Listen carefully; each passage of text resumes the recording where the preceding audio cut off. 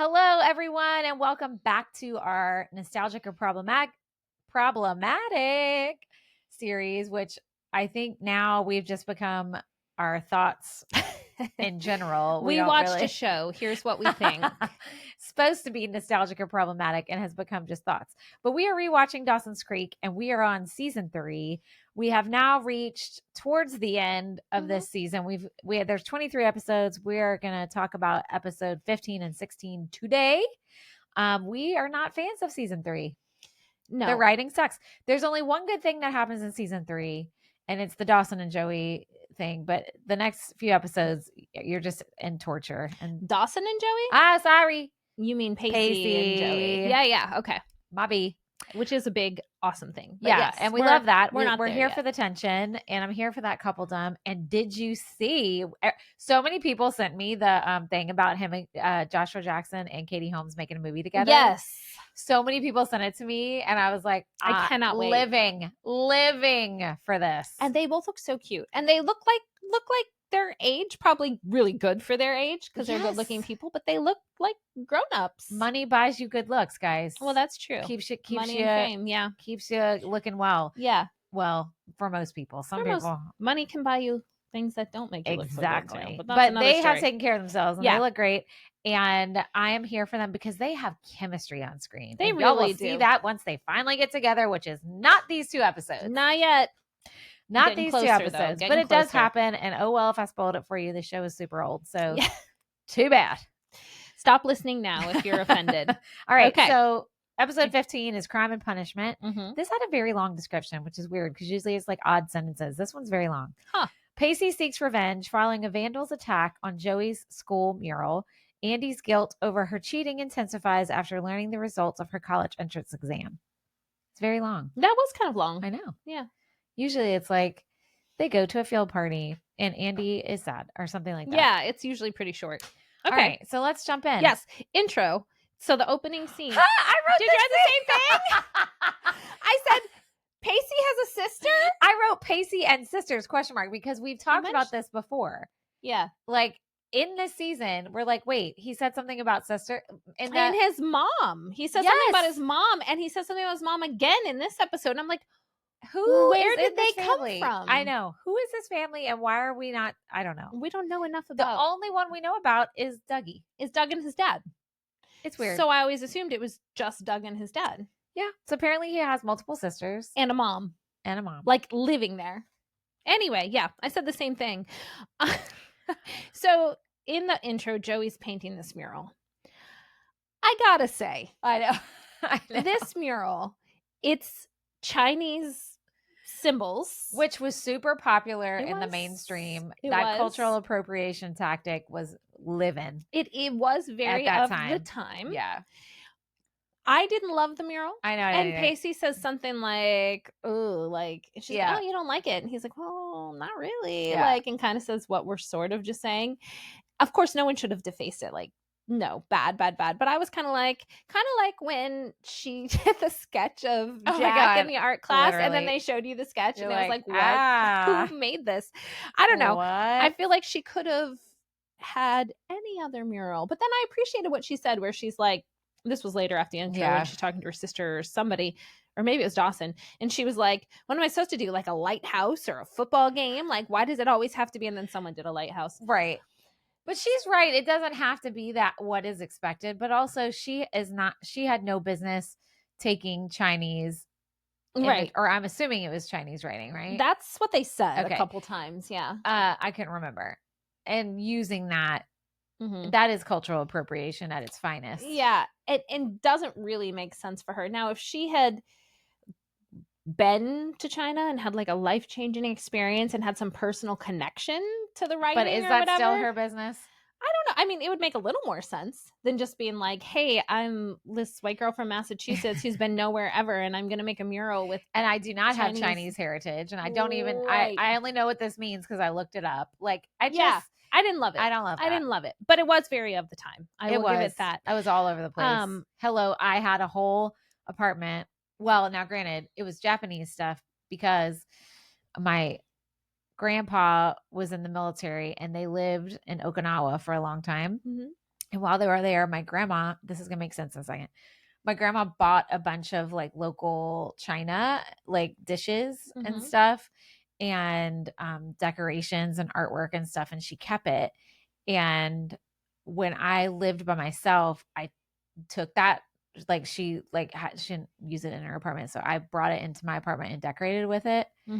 It's kind of cringy because it was like passed down cultural appropriation, but I don't know if it really was, because she bought it from the people who made it, like who were selling and she lived it there. Benefited their culture, like she didn't just I don't want order to say it on benefited Amazon. their culture, Not that she could have ordered it but on she Amazon. Bought then, the goods from the people who made it, right? And I don't know, but it's a little. I was different. thinking of That's like my cringy, like, and it was around this time. It was like 2001 ish, But anyway, it was a big cringy thing in fashion and in decor of the time, and tattoos. Did you put chopsticks in your hair? No, I never did. Oh, I did. Yeah, that was a whole thing. I actually had, like, again with my grandma, I had a real set of Chinese handmade chopsticks, like in a case and everything, and I put those in my hair, guys. Oh, that's rough. What was I doing? What were any of us doing with those types of things? Man. When Dawson's talking to Joey and she's nervous then about revealing the mural because he wants to see it, and she's like, no, you can't see it, and then he's like, well, Pacey saw it, and it was a whole thing. I love the line that he said, you're nervous because you're stepping out from behind the curtain. Yeah. And you are going to be seen for this artistic side of you. And there's not much difference sometimes between the artist and the work. And that is scary. Oh, yeah. Like, even as a performer, yes. But even as like a director now, I was so nervous opening night of our latest show. And even my husband's like, well, like, you're good. Like, you don't have to. He wasn't trivializing, but he was like, well, like, you're good. Like, it's not like you're going to forget your lines or something. I'm like, yeah, but it's different. The individual performer stands on their own. I have to account for everything. Yep. You know, everything. And it's associated with me. Correct. And my company. So it's like, when he said that line, I was like, yeah, that's what it's like. Yeah. It's like, oh, I'm working on this thing secretly that no one's seen. And now, boop, the curtain comes down and anyone who wants to can see it. So I really understood that line. Get it. I felt that. So then we're in the disciplinary committee. Oh, the 30-year-old's back. The 30-year-old.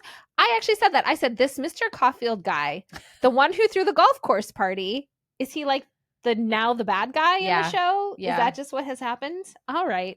Well, anyway, he's back and he's in trouble for... So first of all, he says he whips out his StarTAC. I wrote that too. I was like, what is that? I think it's like an early mobile phone. I don't even remember. But he was like a rich kid. So maybe that's why we didn't know. And he called his mom. But she didn't know the answer either. So his argument was that he really wasn't cheating because it didn't help him. So he ended up getting... Andie was going to fail him, but then the principal didn't fail him. And it was a whole thing. It was a whole thing. So I guess this guy's the resident bad guy now. That's who he is. That's who he is. And then when the Principal Greene congratulates Andie on her really high PSAT score, I really thought that like her reaction to that was actually a pretty good reminder of like how it feels to have like an empty victory. Oh yeah. Empty victory. That's a good... I really felt that. Like when you take a shortcut or you don't put in the effort you should have. It ain't the same. And then you get this great result. It doesn't feel as good as the hard work, and that's just the truth. It's true. Did you ever cheat on anything? I was trying to think when I was watching this. I'm sure I did. I know. I'm sure I did. I can remember trying to cheat on things. Yeah. Like, you know, the old trick with writing something on your hands. Or in those Texas Instrument calculators. Oh, yeah. Before we could like text on cell phones, you could enter text into those. I remember I probably tried to cheat either with like equations or something on that before. I definitely tried to cheat on math tests. And I'm pretty sure I probably did.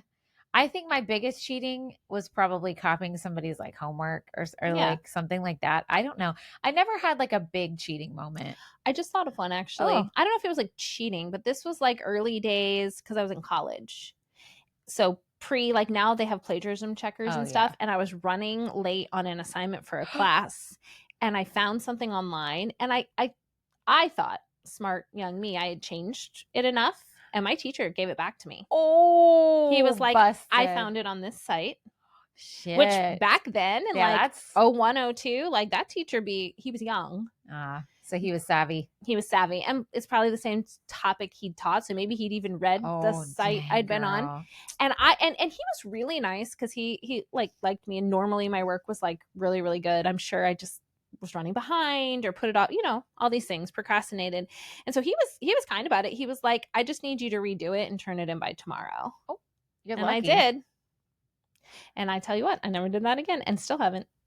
Well, I mean, you're not in school. I mean, but like as a writer, there's so much stuff out there. Like I don't copy and paste stuff. I feel for teachers. Write originally. They have it hard these days trying to catch all that's the why, AI like we were saying, a lot of them, you just do your assignment right in class.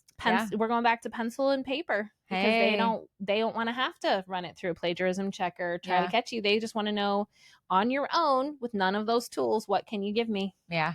Wow. Anyway. Okay. Oh, let me say something trivial. Yeah. The hairdos in this entire episode and the next one were not a delightful blast from the past. No. Their hair looked dumb. Yeah. The only person who had good hair was Jen, and she wasn't even in this episode. I was going to say, I wrote that at the very end. I said, where's Jen? I did too. I said, and she was barely in the next one. But yes, her hair was good. Gail's hair's terrible. Gail's hair is awful. Really bad. But that was mom hair back then. That was mom hair. That was stylish. And then Dawson's hair is just Dawson. And Pacey's hair looks all weird and puffy. Yeah. Andie, they put those weird, does not look good. Mm-mm. I don't know. Everybody's hair to me, the bad guy's hair was weird. Yeah. Jack had that horrible hairdo that was popular where it was like smushed down and then stuck up in the front. Yeah, like the duck. It reminds me of a duck tail. I hated that hairdo. Yeah. Ugh. Nikki's hair was good. Nikki Greene. She had hers in little braids. Hers was good. But anyway. Yeah. And it wasn't their fault. It was they were wearing the styles of the time. I know. But so like you said, not a fun blast from the past. When Pacey shows up at his brother Doug's. Oh yeah. And he's like, I'm gonna crash on your couch because apparently all the sisters are back. Well, anyway, he's like, Doug says, Pacey, this is not Party of Five. I know. I love that reference. Did you watch that show? I did. Yeah, I loved that show. I did watch that show. That's a good one. Did you notice all the subtle gay stereotyping things in his apartment? Did you see the posters on the wall? The Broadway shows. It was like Miss Saigon and something else. Yeah. The mood lighting. Come on, guys. I love that moment where I don't even know what they're called, where Pacey picks up the thing with the nails. Oh, I had one of those. And puts his chin I know. in it. That was my favorite thing. And I just wondered, I was like, I wonder if Joshua Jackson just ad-libbed. Like they had the apartment set up and he was just grabbing stuff. Because he was so funny. I know. In that scene, just touching all his brother's stuff and being typical little brother. And you can tell that Doug is very orderly and everything. He's like, my CDs, or he said CDs. Yeah, my CDs go in order alphabetically by last name, not first. And here's Pacey just bleh, throwing his stuff everywhere. I thought it was so funny because listen, as somebody who likes to keep a neat house all the time, my stepdad was recently visiting. And him and I are not the same when it comes to things. Okay, I'll just put it that way. He has lots of things and he brings lots of things. And that's fine. He lives by himself now that my mom has passed. And he can do what he wants in his own house. And fine, great. But Cooper and I were talking after he left. And I was getting things back to normal. And I was like, I love having people visit. But it is nice when they leave and you get things back to normal. And Cooper goes, I have to agree with you on that. Oh, that's so sweet. Because it is when it's your space. Yeah. And then somebody comes into your space for a little while. It is kind of it's fun. But then it's okay, when they're gone, it feels good to have it back. It does. Right. So when it's unexpected, somebody coming to be in your space, that's even worse. I felt that for brother. He was because you can mentally prepare for house guests. Correct. Or whatever, like you said, and get excited about the components of it that you're looking forward to. Yeah. But just someone knocking on your door and throwing their stuff in the middle of your living room. Yeah. Which I would welcome whoever needed, respite from a bad situation, of course. I would welcome you. But you felt that. But I was I would be oh. Yeah. No, I get that. I totally get that. Although, let me tell you, our friend Bobby, our young friend Bobby, He's never been on here, but he was on our studio audience one day when we were recording. That was right. Remember? Oh, that was so fun. He was the best house guest. Bless you. He house sat for us when he came to visit one time because we had to go to a wedding and he was already there.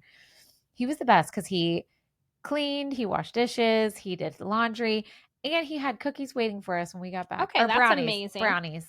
That's amazing. He was a great house guest. That's great. Yeah. Well, and he was existing. I mean, yes, he was a great house guest, but he was existing with you out, not there. Yeah. So there's that too. Right. Because anytime there's another being, whether that's a human or your pet sitting or whatever, the energy is different. Yes. I mean, even at our house, if they have someone over or whatever, sometimes it's nice. Like sometimes my kids want to have like a sleepover and I'll just be like, no, it's not that I don't like your friend. It's just, I can't. It's that when I wake up tomorrow morning, I just want it to be us because I've got so much going on. Yes. I can't even process a single other person being here too. Yeah. Get it. Even if they're like asleep the whole time I'm here and then I leave. I get it. It's a lot. It is. So I get that. Yeah. I said the musical posters. Yeah. Okay. So then, I said Bodhi is just back, I guess. But then where's the baby? The baby comes in later. Yeah. And the second one. In the second one. But in the first one, where they go to see the mural, no one has the baby.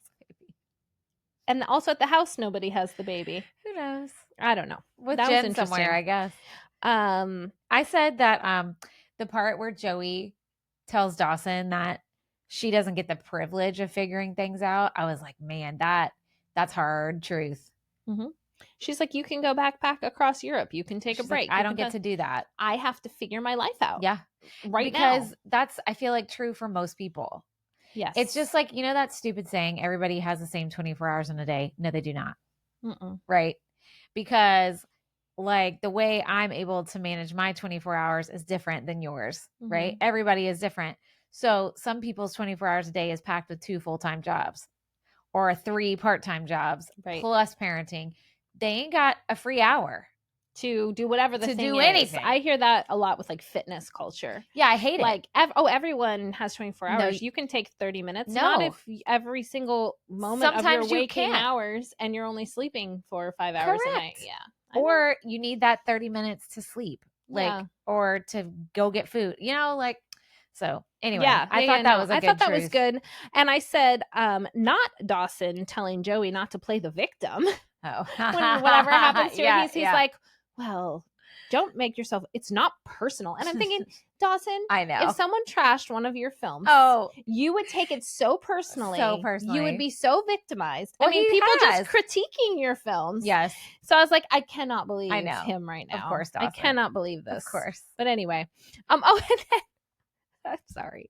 I laughed out loud. What? When Dawson then comes to Joey's house to like follow up with her and he's like, go back and repaint it. Yes. She doesn't want to. And he goes, well, I just wanted to bring you the keys to the school. And he hands her like 20 keys. Yeah. It's like a whole giant keychain.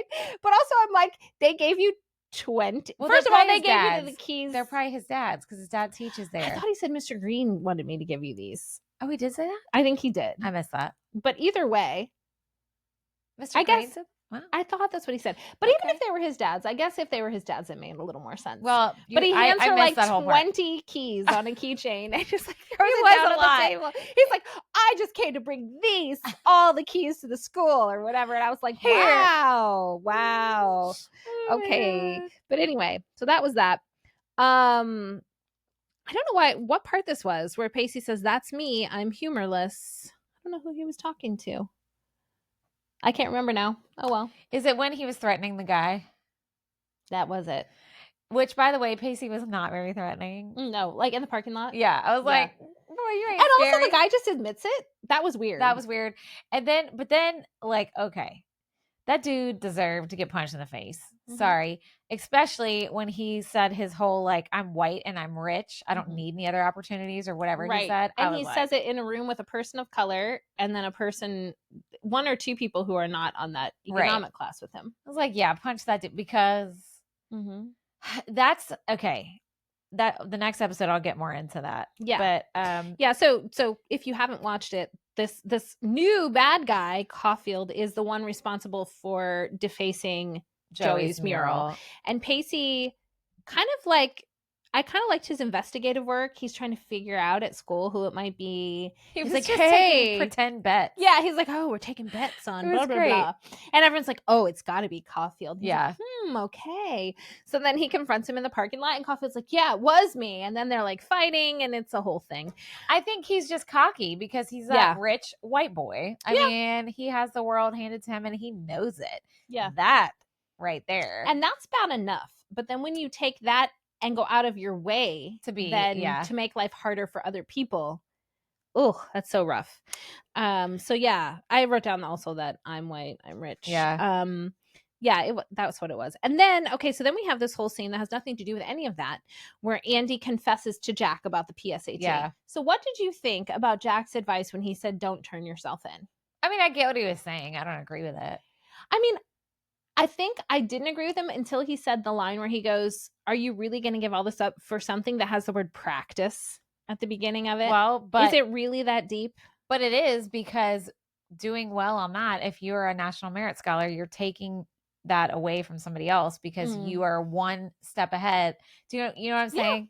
So and plus I don't think cheating and lying is ever right. So, and I feel like a person who's close to someone, like Jack and Andie are very close, he's probably more worried about the repercussions because he cares about her so much than she is. Yeah, if that makes sense. Yeah. So I kind of understood where he was coming from. Yeah. Not that he was trying to be deceitful, but he just cares about her. Okay, so terrible writing, but the whole part where Pacey basically says to Joey, yes, well, when Dawson left, he passed you off to me to take care of. Yeah. And then she gets mad. Well, obviously, she goes, oh, so you guys just like wife swapped me? Yeah, which is kind of gross. But like the scene wasn't written very well. It wasn't. And even I was like, when did that happen? But I guess it did. I don't even remember. Oh, you don't? It was a few episodes ago. And I don't know. So obviously she should be upset about it. But I appreciated what Dawson said then later when she confronted him about it. He was like, oh, that doesn't even apply anymore. Right. Like, that's not even the situation. Like, that's not what Pacey's doing. And so you kind of saw it like click in her brain, like, oh, because the reason she was upset because it's offensive to be like, oh, you take care of her. No, you take care of her. Like, obviously that's like, really I can offensive. take care of myself. Thank you. But also I think she was thinking, oh, Pacey's spending more time with me and showing interest in me because he's interested in me. Uh-huh. And then when he said that, it was more like, oh, well, maybe he's not. Yeah. So it's kind of like a 2 steps forward, 1 step back situation. Well, I wrote, now the Joey/Pacey tension frustration grows every episode. Mm-hmm. Every episode, it's this big buildup. Yeah. I mean, intentionally. It is, yeah. And every episode, it's more and more and more and more and more. And then a little setback, and then a like, yep. I love it. And Pacey doing this mentor program. Oh yeah, I thought that was funny, but then I was kind of annoyed with Dawson. He's like, you? Oh, I know. What? And I'm like, calm down, Dawson. Pacey can mentor. I think you're becoming to Team Pacey this season. It might be the writing. It's the writing, but yes. And then the only other thing I said about this one, other than where's Jen, is I don't know how I felt about Principal Greene interpreting his rules. Like at the end when Andie tells him about the test, she's like, oh, you can expel me, you can whatever. He's like, no, I'm not going to expel you because it's not just about the thing, it's about the person and taking that into account. And I'm thinking, well, that doesn't seem fair. You see what I'm saying? Like he was like, I don't just look at it like black and white. I actually like think about who is the person and what is the whatever. And I just thought, why? Like what? I'm not saying she should be expelled for it, but like if you would expel someone else for the same thing, then like you should expel her. I see. But he did say he was going to let like the college board know. A rule is a rule. Yeah, I just thought it was interesting when he's like, oh no, it's about interpreting it based on the person. And I was like, I don't know about that. Anyway, could have also just been terrible writing. And no, but I mean, I get it. I get what you're saying. Yeah. So this next episode, this one, I don't remember. So we'll get into it. Hold on. It's called To Greene with Love. Joey rallies with her friends and family in support of Capeside High's embattled principal. I don't remember this episode because I have to say, I think it was pretty, I mean, this was in 2000. Mm-hmm. I hate that, like, here we are 25 years later, still dealing with stupid crap like this from people in school boards. Mm-hmm. I actually said witch hunts. Board meeting, oof, some things never change, Yeah. still relevant. Now, to be Literally. fair, we are in a very contentious school district. Oh. Yeah. Where we live. I'm not saying that it doesn't happen other places. Ours is just like above and beyond. But this is America. It happens everywhere. It does. This is America. And so this meeting, which I thought it was a school board meeting, but I apparently did it was too. But PTA but the meeting. superintendent was there. I know. So it's like, do the writers not know the difference between a board meeting and a PTA meeting? They may not. But either way, we're just going to say it was a board meeting because that's what it felt like. And Caulfield's dad, so Mr. Caulfield, was basically saying that Mr. Greene overreacted, expelling him for his defacing of Joey's thing and yada, yada, yada. And that, like, basically trying to make Joey look bad. And then in those not even thinly veiled, like some racist remarks. Oh, it wasn't thinly veiled at all. Class remarks about how people are trying to push the boundaries of our culture here by bringing in these outsiders. It's the whole, like, woe is me because I'm rich and white and everybody's and male and everybody's against me. Smallest violin ever here, sir. I put in capital letters. The white privilege and racism is enraging. And because 25 years later, I feel like it's worse. Yeah. Like, what the hell? I think this episode was meant to be maybe a little exaggerated just to get the response from the audience that you want. But then when I was watching it, I was like, yeah, but this feels like real life. Yeah. And I will say unfortunately, there were some like tropes too, like that, you know, the amount of times that they kept quoting Martin Luther King Jr. Yes, that I was like, come on. Well, because it made you don't know any other people of color that you could quote. Well, it made me wonder. Well, I know the answer. It was a bunch of white people that wrote this. Yeah, and it's like, oh, we can always quote him because, like, and yeah, it what is the word that I'm searching for? People like to cherry pick with Martin Luther King's quotes. Yes. Martin Luther King Jr., sorry, quotes they like to cherry pick, and they don't they take them out of context, and they don't have a full understanding of who he was and what he did. And I mean, listen, the general public hated him. Like, they were not on his side. Like, and he was arrested. He fought the system. He stood up against the systems in America. So I don't like it when people take it to you. But anyway, that was neither here nor there with this episode. But I'm like, this episode was written by white people to make it look like there are good white people and bad white people, right? And instead of the whole overlooking truth, which is there is a system that is put in place. It's not about individuals. It's about our systems that are really messed up. And the advantage that white rich men have is because of a whole system, not because of people. Right. Do you know what I'm saying? This one guy's a jerk. And it's historically proven. Right. Like, in this country. Right. Like, it's one of these situations where the intent is good. Yep. But the delivery and the impact, not so great. But maybe not so great. Maybe if you had some black writers, it could have helped you write a more complete picture. That's what I'm thinking. And it was too surface level. Represented his side more, because what I wish they would have gone into a little more, and he did a little. He had so much more on the line as a black man in authority, in a position of authority, to do an interview. He had so much more on the line there. You know, he wouldn't want, and he was saying that, but I wish they would have gone into more detail about that. Yeah, exactly. He was essentially saying, like, oh, they'll just make me look enraged or whatever, which is all true. Correct. But I wish they would have gone down that path a little more. Absolutely. One thing I think that they did pretty well, again, way too relevant for our time, was the news media. Yeah. And the spin and sound like bites. Taking things out of context. Even the picture they show of Principal Greene is him like yelling or something. And Of course, that's even exaggerated now with things like social media, but even just in that like broadcast thing, I thought they did a good job of that. And I appreciated when Gail was talking to Dawson and she said, and he's like, well, why are you interviewing the superintendent? We just need to present Principal Greene's side when Gail decides she's going to run her own story, which I really wish they would have just put it online. Oh, I know. But she's like, I'm going to give it to the station. And I was like, come on, girl, leave that station in your 2000, dust. I so know, maybe online wouldn't have gotten much traction. So she says to Dawson, it's not my job to slant it.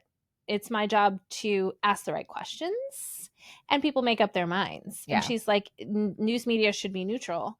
And I was like, yes, girl, preach, you know, unless it's like commentary, which is different, clearly marked. And then there's a space for that too. But I appreciated what she was saying about that. But information should just be information if that's what you're trying to convey. Right. Yeah. Right. And, you know, that's why I like to listen to the BBC a lot for American news. Because it is very unbiased. It's just like, here's what's happening in the crazy country of America. They don't say that. But over the pond. But you know what I mean? Yeah. Like the BBC is a good place for, because I mean, trying to find unbiased news reporting in our country is hard. Either way you go. Sure. It's super hard.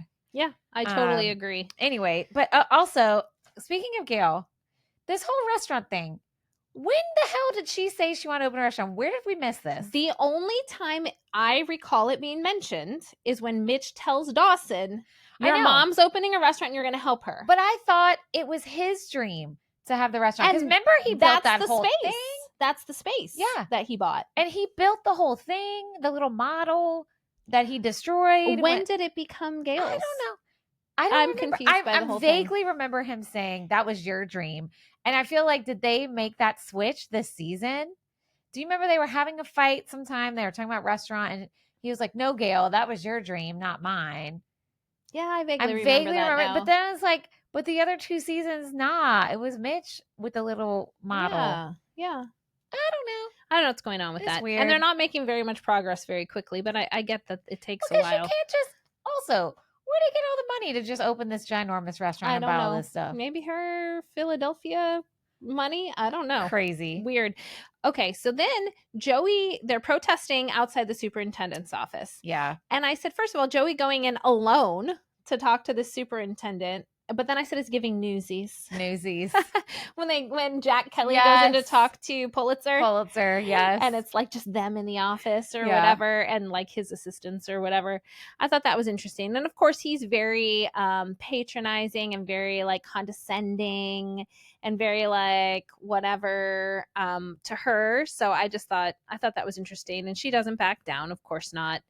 I love when then everybody's at the bed and breakfast. So I always think it's like Joey's house, which I guess they live there now too, in the bed and breakfast. Anyway. Well, that's always been their house. Okay. They've just they renovated it. Okay. Got it. So now everyone's there rallying with her. And I thought that was really fun. And I really loved when Andie was like making all the phone calls. Oh, I know. To get people there. And she was like blackmailing people, sort of. Yeah. Sort of. Love that. That was really, really fun. I like that too. Oh, and in that scene, I had that sweater that Joey was wearing. Oh, you did? The red one with like the white. Yeah, it must have been maybe American Eagle. Oh, yeah. But I definitely had that one. American Eagle is all over this. Yeah, that was a really good sweater. Speaking of Joey, let's talk about poor Pacey, because when she's like with AJ in that scene. Oh, yeah. And it's like, that. I was like, I felt for Pacey because, you know, the torture of watching someone you have feelings for be with somebody else. Oof. We've all been there. Mm-hmm. It's awful. It's so bad. And it's like, they don't know you have the feelings and they're not being careful, you know, it's the worst. It's bad because they're not doing it maliciously. No, they don't know. Or maybe they have an inkling, but like, it's not confirmed. So they're not, it's just not mutual. Or it's not mutual. That was me back in the day. Too. That's pretty bad too. And then I was like, AJ, but man, he kind of is a dud because he shows up and then when it gets hard, he's like, well, bye. Well, bye. But everyone's mad at me, so I'm leaving. And I was like, okay. What? He's gonna be gone before too long. Don't worry. Thank God.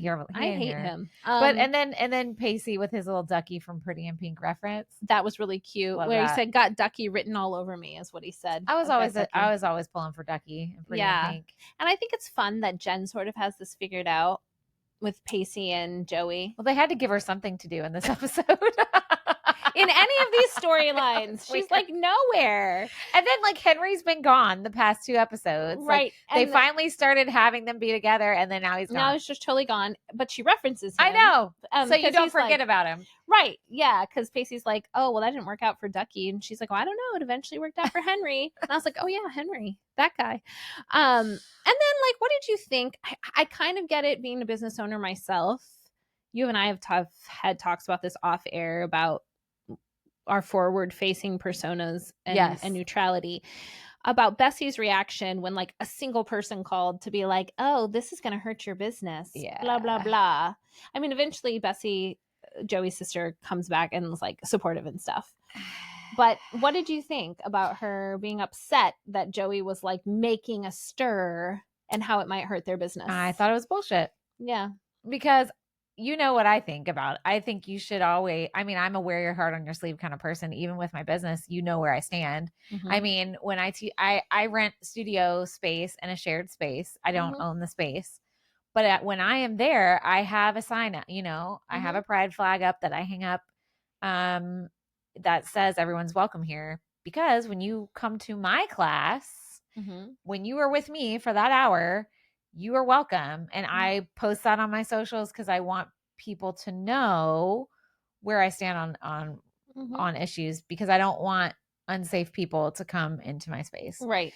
So, and does that hurt me? Probably.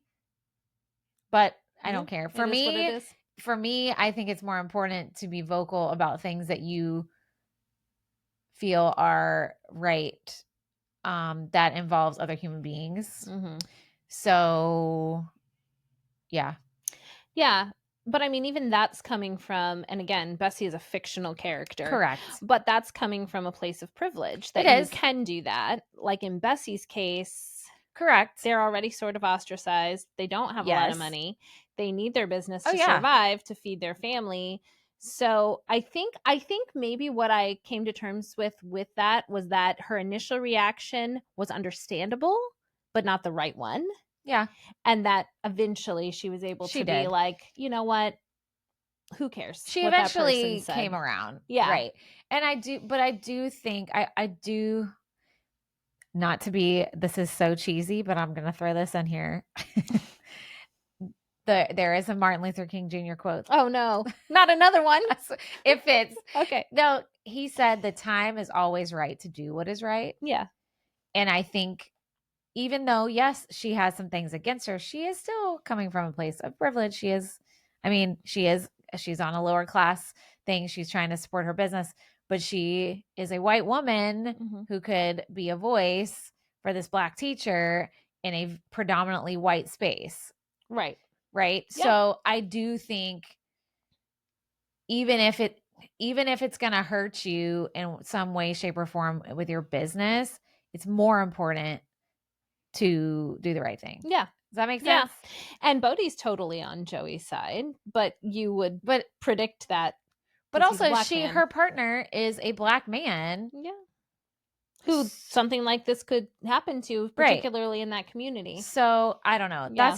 That's me. Yeah. But you're right. I mean, I acknowledge fully that it is a place of privilege that I can say, you know, XYZ. But right. And that's not necessarily a bad thing. It's just a fact. It's just a fact. Yeah, for it just sure. is. Let's see. Where did I have? Oh, I already said that about Gail. Oh, unrelated to everything, but I loved Pacey in the hockey jersey. I knew it. In the Boston Bruins. I knew you were going to say that because Katie's husband wears jerseys all the time. Hockey jerseys. Hockey jerseys, yes. Specifically, he loves hockey. All the time. You see that man out in public, he got one on almost all the time. Middle of July. So hot. Long sleeve hockey jersey. Being at a formal event, he might have on a jersey. Most likely. Yeah. Yeah. He probably needs a few more, but he's got quite a few. I've never seen him rewear one except for his business one. His copper one. Yeah. Yeah, he rewears that one sometimes. But that's so funny. Yeah. But also like Pacey's been put in some not great fashions as of late. True. So that was you think that's good fashion? I think I think a man in a jersey is attractive. Yes. I wouldn't say like it's like high fashion, but it's, I mean, you could think it's attractive, but not be fashionable. Correct. That would be my yes. But he's been in unattractive things like lately. Maybe that's what I should have said. He has. So I liked him in that. They give that poor boy pants that are ginormous. Always. I only have 2 more things, and they're the same. What? I'll wait till the end. Okay. I was just gonna say, I thought it was as cheesy as it was. I thought it was cute when Nikki, Principal Greene's daughter, is talking so good about him, and he walks in and cute. She's behind her, so she doesn't know. I thought that was really cute. Yeah. I also liked when Jen said to Pacey, "Every duck has his day." I know. I thought that was really good because he was in Mighty Ducks. Well, that was the other thing I thought when I saw the hockey jersey. I'm like, oh, okay, a little hockey jersey, and now they're talking about Ducky and Mighty Ducks, and so there was some fun happening there. And I liked it when Mr. Greene was leaving his office and all the kids are in the hallway and they like clap for him. Oh, see, listen what I have to say about this. Right, let's hear. The clap out is sweet and all, but let's not, like, this man still lost his fucking entire job because of racism and class privilege. Right. Like, okay, great. You're clapping. I mean, and it's kids. They did the best they could. Right. What else could because they do? Joey's like, I feel like I failed you. Like, I tried. But, like, I was like, okay, like, clapping out is great, but this man still has to fucking leave because of this racist man. Mm-hmm. Right. And then I wrote, this episode reminds me that rich white men almost always get their way in this country. Actually, I'm going to take off the almost. Almost always. They always get their way. Yeah, it's frustrating. And we are 25 years later. Yeah. It's very frustrating. Rich white men getting their way in this country. Yep.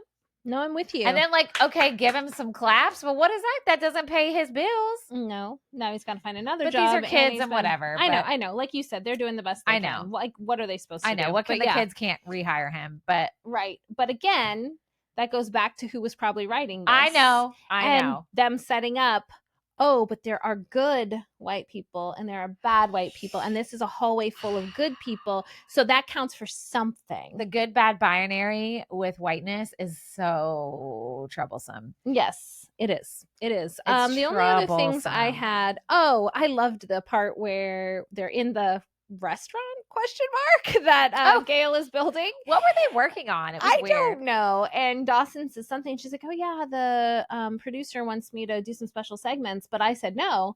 And Dawson's like, what? Like, what do you mean? I thought that's what you wanted. And she goes, I wanted the chance to say no. Loved it. Love that. Loved it. And maybe she didn't even know that until she got the opportunity. Yep. And then to her, it was like, no, I don't want to. Feel that. I felt that.